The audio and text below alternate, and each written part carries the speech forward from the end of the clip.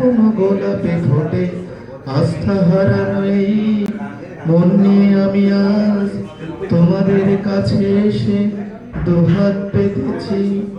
আমি দু চোখের গাঁও ভরে শূন্যতা দেখি শুধু, রাত ঘুমে আমি কোনো স্বপ্ন দেখি না, তাই স্বপ্ন দেখবো বলে আমি দু চোখ পেতেছি। তাই তোমাদের কাছে এসে আমি দুহাত মেলেছি।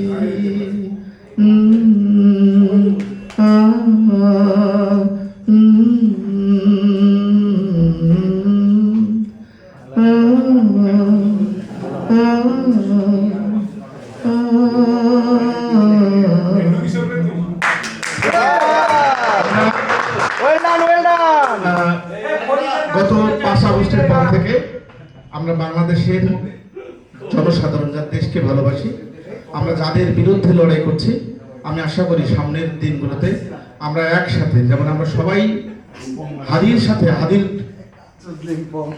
বিচারের জন্য একত্রতা পোষণ করছি, আমরা আমাদের দেশকে বাঁচানোর জন্য আমরা যেন একসাথে সবাই একত্রিত থাকতে পারি ইনশাআল্লাহ। Thank you.